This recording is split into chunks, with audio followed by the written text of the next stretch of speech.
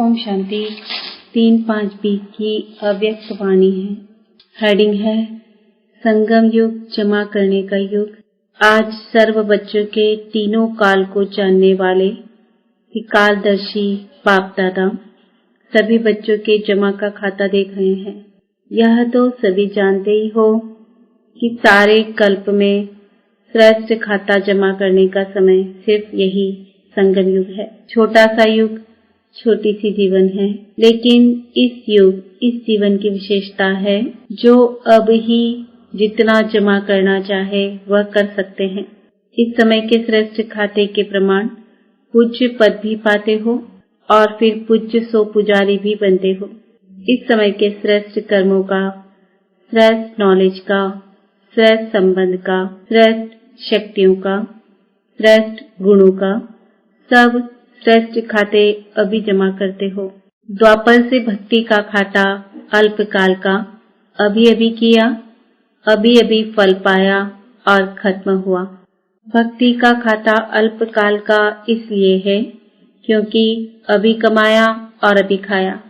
जमा करने का अविनाशी खाता जो जन्म जन्म चलता रहे, वह अविनाशी खाते जमा करने का भी समय है।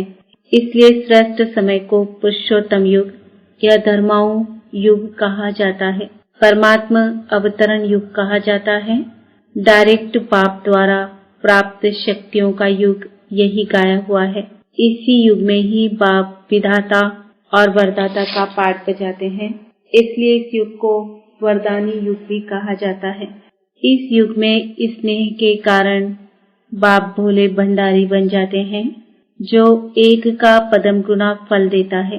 एक का पदम गुना जमा होने का विशेष भाग्य अभी ही प्राप्त होता है। और युगों में जितना और उतना का हिसाब है। अंतर हुआ ना, क्योंकि अभी डायरेक्ट बाप वर्षे और वरदान दोनों रूप में प्राप्ति कराने के निमित्त है।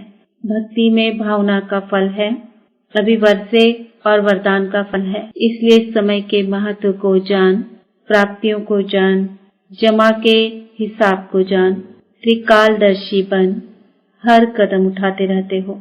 इस समय का एक सेकंड कितने साधारण समय से बड़ा है वह जानते हो। सेकंड में कितना कमा सकते हो और सेकंड में कितना गंवाते हो, यह अच्छी तरह से हिसाब जानते हो। वह साधारण रीति से कुछ कमाया कुछ गंवाया ऐसा मूल्य समय समाप्त तो नहीं कर रहे हो। ब्रह्मा कुमार ब्रह्मा कुमारी तो बने, लेकिन अविनाशी वर्षे और विशेष वरदानों के अधिकारी बने, क्योंकि इस समय के अधिकारी जन्म जन्म के अधिकारी बनते हैं। इस समय के किसी न किसी स्वभाव व संस्कार व किसी संबंध के अधीन रहने वाली आत्मा जन्म जन्म अधिकारी बनने के बजाय प्रजापद के अधिकारी बनते हैं। राज्य अधिकारी नहीं, प्रजापद अधिकारी बनते हैं। बनने आए हैं राजयोगी, राज्य अधिकारी, लेकिन अधीनता के संस्कार के कारण विधाता के बच्चे होते हुए भी राज्य अधिकारी नहीं बन सकते। इसलिए सदा यह चेक करो स्वाधिकारी कहाँ तक बने हैं। जो स्व अधिकार नहीं पा सकते वो विश्व का राज्य कैसे प्राप्त करेंगे।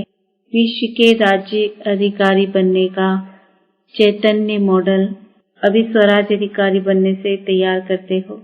कोई भी चीज का पहले मॉडल तैयार करते हो ना, तो पहले इस मॉडल को देखो। स्वाधिकारी अर्थात सर्व कर्मेंद्रियों रूपी प्रजा के राजा बनना। प्रजा का राज्य है या राजा का राज्य है, यह तो जान सकते हो ना। प्रजा का राज्य है तो राजा नहीं कहलाएंगे।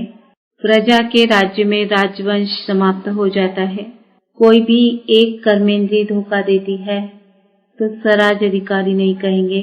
ऐसे भी कभी नहीं सोचना कि एक दो कमजोरी तो होती ही है, संपूर्ण तो लास्ट में बनना है। लेकिन बहुत काल की एक कमजोरी भी समय पर धोखा दे देती है। बहुत काल के अधीन बनने के संस्कार अधिकारी बनने नहीं देंगे। इसलिए अधिकारी अर्थात स्वाधिकारी अंत में संपूर्ण हो जाएंगे इस धोखे में नहीं रह जाना। बहुत काल का स्व अधिकार का संस्कार बहुत काल के विश्व अधिकारी बनाएगा। थोड़े समय के स्वराज्य अधिकारी थोड़े समय के लिए ही विश्व राज्य अधिकारी बनेंगे। जो अभी बाप की समानता की आज्ञा प्रमाण बाप के दिल तख्त नशीन बनते हैं, वो ही राज्य तख्त नशीन बनते हैं। बाप समान बनना अर्थात बाप के दिल तख्त नशीन बनना। जैसे ब्रह्मा बाप संपन्न और समान बने, ऐसे संपूर्ण और समान बनो। राज्य तख्त के अधिकारी बनो। किसी भी प्रकार के अलबेलेपन में अपना अधिकार का वर्षा व वरदान कम नहीं प्राप्त करना। तो जमा का खाता चेक करो। नया वर्ष शुरू हुआ है ना, पिछला खाता चेक करो और नया खाता समय और बाप के वरदान से ज्यादा जमा करो। सिर्फ कमाया और खाया ऐसा खाता नहीं बनाओ। अमृत वेले योग लगाया, जमा किया, क्लास में स्टडी कर जमा किया और फिर सारे दिन में परिस्थितियों के वश व माया के वार के वश व अपने संस्कारों के वश जो जमा किया वह युद्ध करते विजयी बनने में खर्च किया। तो रिजल्ट क्या निकली? कमाया और खाया। जमा क्या हुआ? इसलिए जमा का खाता सदा चेक करो और बढ़ाते चलो। ऐसे ही चार्ट में सिर्फ राइट नहीं करो। क्लास किया, हाँ योग किया, लेकिन जैसे शक्तिशाली योग समय के प्रमाण होना चाहिए वैसे रहा। समय अच्छा पास किया, बहुत आनंद आया। वर्तमान तो बना, लेकिन वर्तमान के साथ जमा भी किया। इतना शक्तिशाली अनुभव किया। चल रहे हैं, सिर्फ ये चेक नहीं करो। किसी से भी पूछो कैसे चल रहे हो तो कह देते बहुत अच्छे चल रहे हैं, लेकिन किस स्पीड में चल रहे हैं यह चेक करो। चींटी की चाल चल रहे हैं व रॉकेट की चाल चल रहे हैं। इस वर्ष सभी बातों में शक्तिशाली बनने की स्पीड को और परसेंटेज को चेक करो। कितनी परसेंटेज में जमा कर रहे हो? 5 रुपया भी कहेंगे जमा हुआ, 500 रुपया भी कहेंगे जमा हुआ। जमा तो किया, लेकिन कितना किया? समझा क्या करना है? गोल्डन जुबली की ओर जा रहे हो। यह सारा वर्ष गोल्डन जुबली का है ना, तो चेक करो। हर बात में गोल्डन एजेट अर्थात सतो प्रधान स्टेज है, वह सतो अर्थात सिल्वर एजेड स्टेज है। पुरुषार्थ भी सतो प्रधान गोल्डन एजेड हो, सेवा भी गोल्डन एजेड हो। जरा भी पुराने संस्कार का खाद नहीं हो। ऐसे नहीं जैसे आजकल चांदी के ऊपर भी सोने का पानी चढ़ा देते हैं। बाहर से तो सोना लगता है, लेकिन अंदर क्या होता है? मिक्स कहेंगे ना। तो सेवा में भी अभिमान और अपमान का अलाय मिक्स न हो, इसको कहा जाता है गोल्डन एजेड सेवा। स्वभाव में भी ईर्ष्या, सिद्ध और जिद का भाव न हो, यह है अलाय। इस अलाय को समाप्त कर गोल्डन एजेड स्वभाव वाले बनो। संस्कार में सदा हाँ जी, जैसा समय जैसी सेवा वैसे स्वयं को मोल्ड करना है, अर्थात रियल गोल्ड बनना है। मुझे मोल्ड होना है, दूसरा करे तो मैं करूं, यह जिद हो जाती है। यह रियल गोल्ड नहीं। यह अलाय समाप्त कर गोल्डन एजेड बनो। संबंध में सदा हर आत्मा के प्रति शुभ भावना, कल्याण की भावना हो, स्नेह की भावना हो, सहयोग की भावना हो। कैसे भी भाव स्वभाव वाला हो, लेकिन आपका सदा श्रेष्ठ भाव हो। इन सब बातों में स्व परिवर्तन ही गोल्डन जुबली मनाना है। अलाय को जलाना अर्थात गोल्डन जुबली मनाना।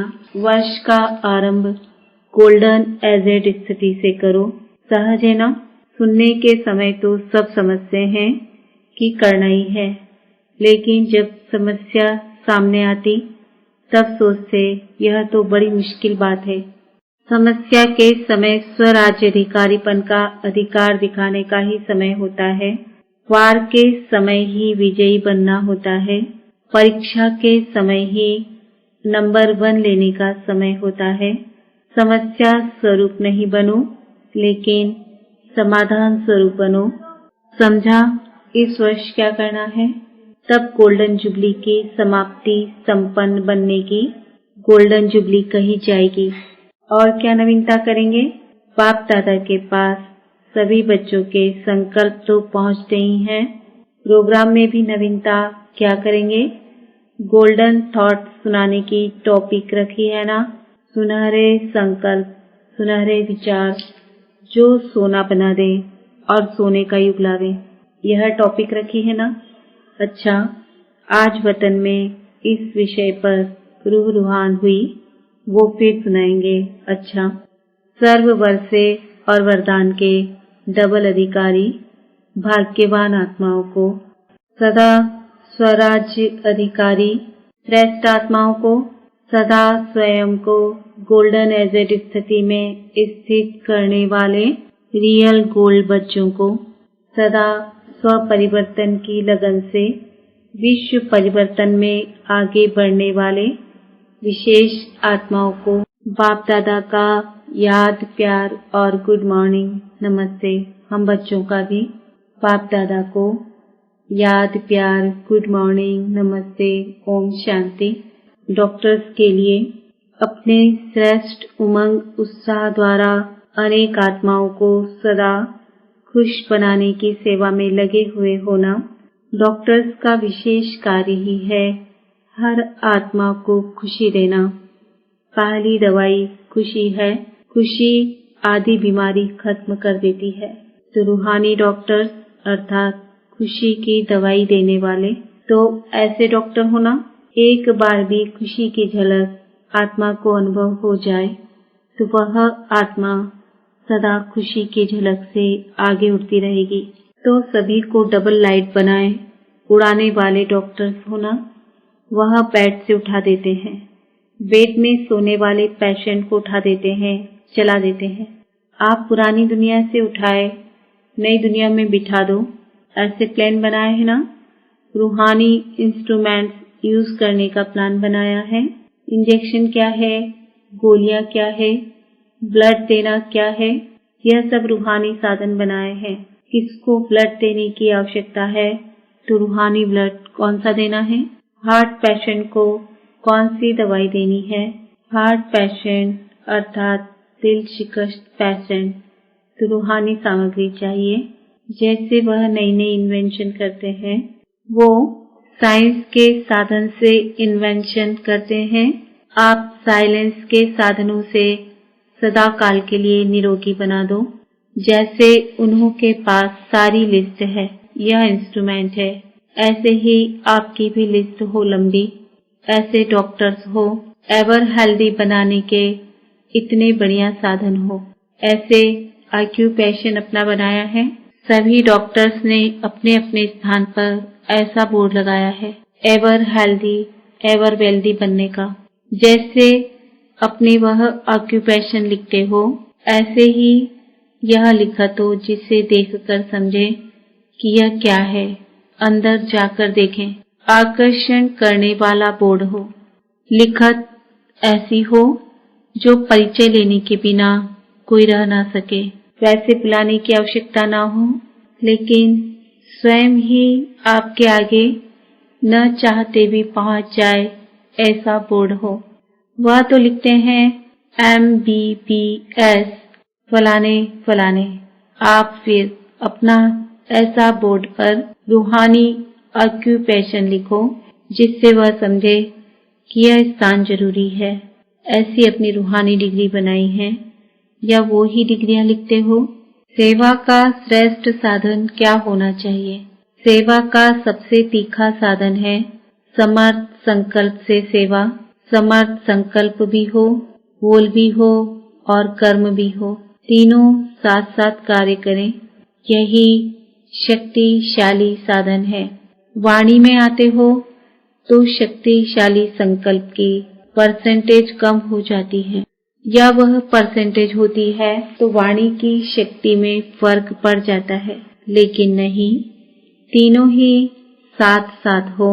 जैसे कोई भी पेशेंट को एक ही साथ कोई नब्ज देखता है, कोई ऑपरेशन करता है, इकट्ठा करते हैं।